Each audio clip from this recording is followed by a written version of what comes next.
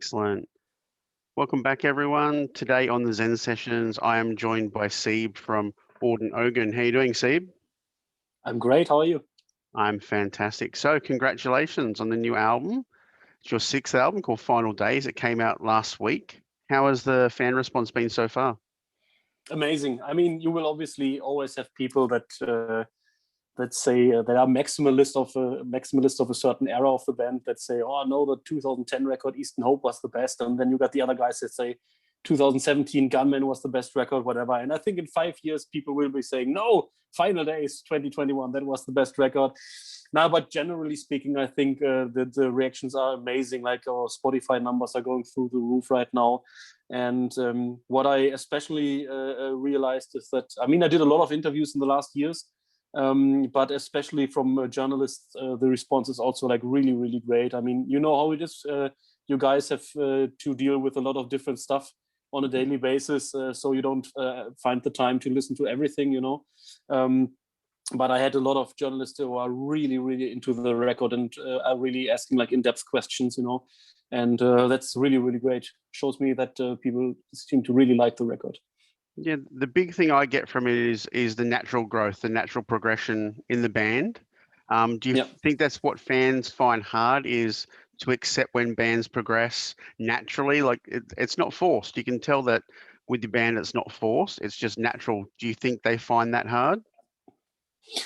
I think in our case, it's not that bad actually. And I don't think that people have that big of a problem with that because I think there's still this thing called the Orden Ogan sound. It has always been like the same approach to harmonies and melodies. It's just like how we do stuff.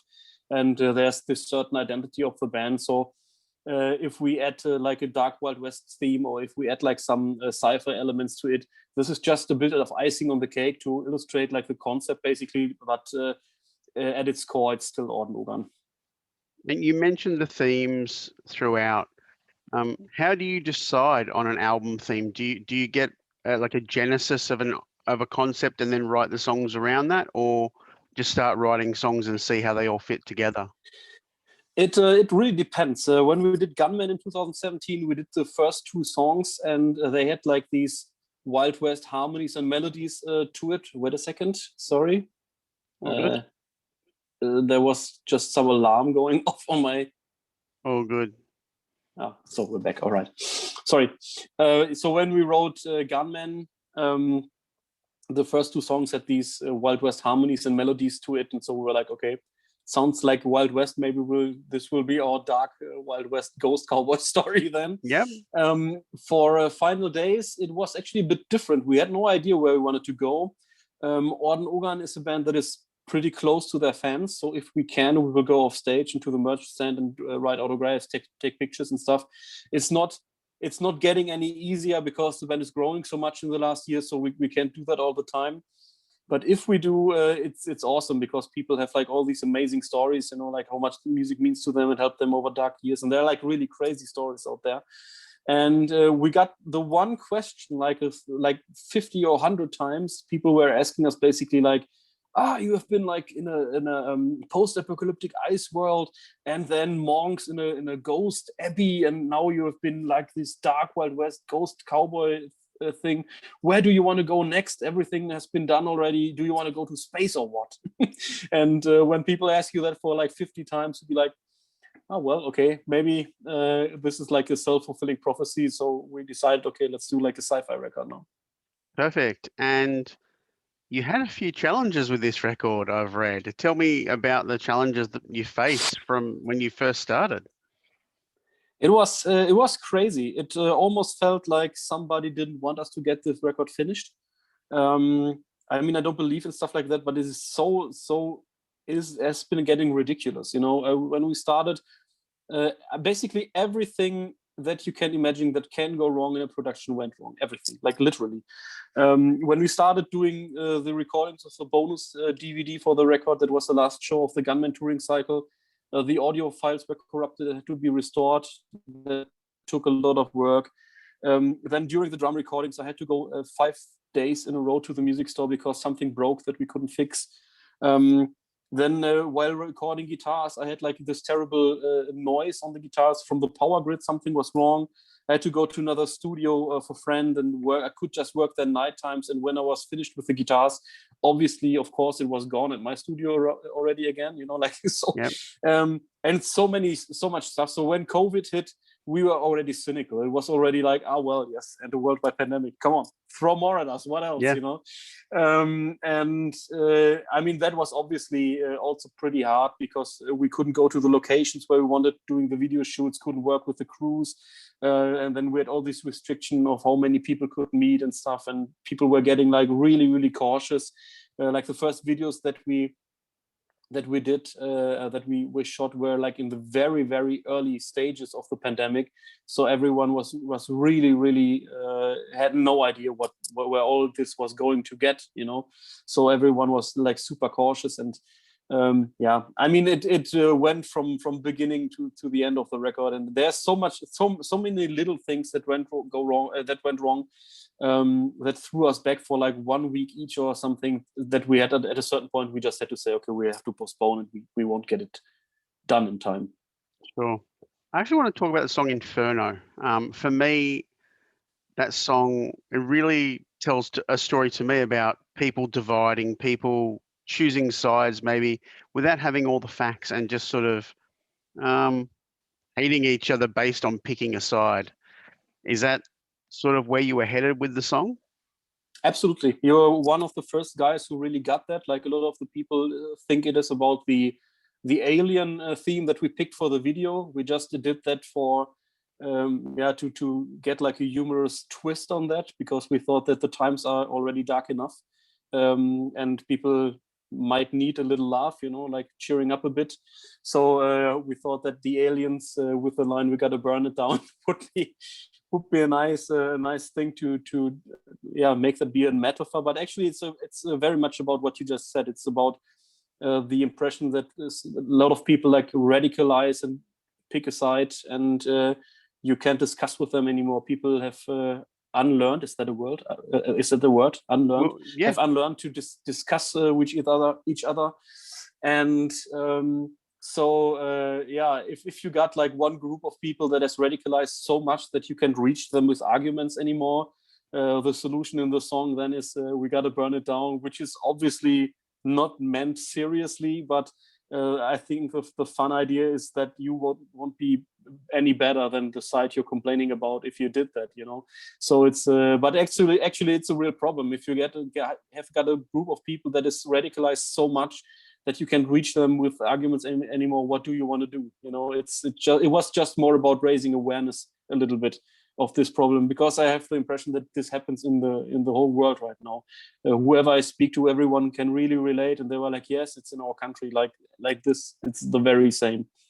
Yeah, and while this technology we're using right now is great for things like this, do you think technology has just made it so much easier to hide but still throw the hate out? I'm not a big fan of blaming technology for stuff. You know, it's the people that are the problem, and I think it's a lot about education. It's a lot about telling people how to discuss with each other, and that it's okay to have a different opinion, and it has also be okay to have a different opinion yourself and then change it based on facts, because this is the scientific approach. This is how I did everything my whole life, you know. If you convince me that something is differently because you have the better arguments, then I will change my opinion on that, and that's just fair. And a lot of people just have an opinion because they have an opinion, you know. Yeah. And no. That's okay. And you've got two special guests on the album, so tell everyone who they are and what role they're playing on the album. Yeah, we got Gus G, former Ozzy Osbourne guitar player and Firewind guitarist, and very well known worldwide, one of the best guitar players in the world. From Greece. It's just a great guy, and how that happened was actually pretty funny. We had some problems with our former guitar player Toby starting in 2018 already, and we were basically just kidding around, like saying something like, well, okay, if he can make it to play the solos, maybe we should just find a guest to do it. Yeah. And Niels, our former bass player, now guitar player, Niels, he knew Gus before because they have been on tour together And he just said, yeah, I can ask Gus. And we were like, yeah, of course, that would be amazing. You know, like obviously that's an honor. And he's musically, it's amazing. And I mean, I was actually laughing when I pulled up the fader and listened to the solo for the first time, because it is so Gus. It was exactly what I was expecting. And the other guest that we have is Ylva Elson, is the female singer of Brothers of Metal. And for the song Alone in the Dark, we knew in the very beginning that there had to be like a female part for that song. And so there were a lot of names thrown around, and we were thinking about who could do that. And in case of Orden Ogan, it is always just about the performance and the end result. You know, it was never about like name dropping or stuff like that. Never with any guest that we had on the record. And so I think a guy from AFM suggested her, and I had seen them live, and I tried to picture her voice when she did like this really fragile, melancholic interpretation of the track. And I thought this could be really great. And yeah, when she sent back the tracks, I was super blown away. I think it's the perfect performance on that song. I don't think anyone could have done that in a better way. Yeah. It's amazing. Now, another song on the album, It Is Over. It's the grand finale of the album, talking about the end of the world, actually caused by an asteroid impact. Do you ever think it's scary to think about the end of the world like that, especially with everything going on? I mean, there are a lot of things that actually could be happening or should be happening already, statistically speaking. One of those things is a pandemic, and I mean, as you might know, we're in the middle of one now. Yep. So that is not very surprising. An asteroid impact is the next thing that should happen, like in the next couple of years, basically, or is likely to happen. I don't know if it has to be like a huge one that will basically be a planet killer. But it's a very, very likely scenario. It could absolutely happen, you know, and if we're not prepared, then we will have a problem, you know. Yeah.